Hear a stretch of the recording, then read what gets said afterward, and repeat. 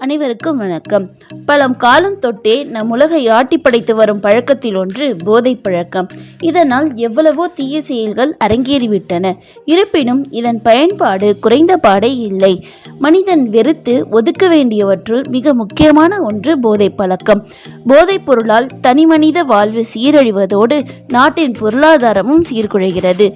இதனால் போதைப் பொருளை ஒழிப்பதற்கு மத்திய மற்றும் மாநில அரசுகள் பல்வேறு நடவடிக்கைகள் எடுத்து வருகின்றன. ஆனாலும் போதைப் பொருட்களின் ஊடுருவல் வேறறுக்க முடியாத விருட்சமாய் வளர்ந்து வருகிறது. மூளையை மழுங்கச் செய்து புத்தியை தடுமாறச் செய்யும் ஒருவித கிறக்கமே போதை.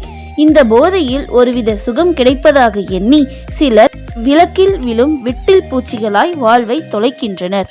உண்மையில் போதை தருவதாக நினைக்கும் அற்ப சுகம் பெரும் அழிவுக்கு கொண்டு செல்வதை அவர்கள் உணர்வதில்லை.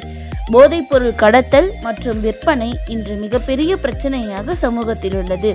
மது, சிகரெட் ஆகியவை முதலில் வழி கொடுத்து பிறகு அதையும் தாண்டி கஞ்சா, கொக்கைன், பிரவுன் சுகர், ஹெராயின், அபின், புகையிலை, ஒயிட்னர் போன்ற மனிதனை அளிக்கும் போதைப் பொருட்கள் இளைஞர்களின் வாழ்வை சீரழிக்கிறது.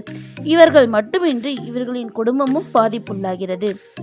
மது குடிப்பதால் மூளை மற்றும் நரம்பு மண்டலம், கல்லீரல், கணையம், வாய், தொண்டை முதலிய உறுப்புகள் பாதிப்படைகின்றன.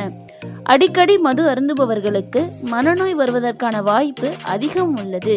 மேலும் புற்றுநோய், வாந்தி, மயக்கம், தலைச்சுற்றல் போன்றவையும் ஏற்படுகிறது.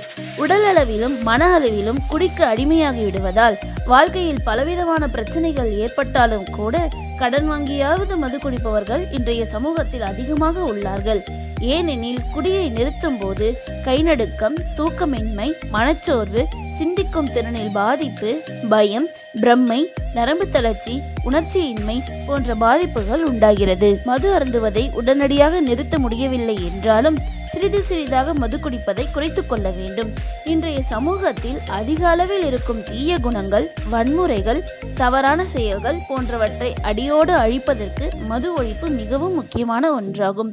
மதுவால் ஏற்படும் சாலை விபத்துகளை தடுப்பதற்கு மது பற்றிய விழிப்புணர்வை மக்களிடம் கொண்டு போய் சேர்க்க வேண்டும். இந்த பழக்கத்தில் இருந்து மீள்வதற்கு மக்களிடம் விழிப்புணர்வை ஏற்படுத்த நம்மால் முடிந்தவரை கூட்டங்கள், கருத்தரங்குகள் அமைத்து மதுவால் ஏற்படும் தீமைகளையும் விளைவுகளையும் எடுத்துரைக்க வேண்டும். மதுவை ஒழிப்பது இந்த சமூகத்தில் உள்ள மக்கள் ஒவ்வொருவரின் கடமையாகும். போதை தரும் பொருள் நாம் காசு கொடுத்து வாங்கும் வேதனை பொருள்.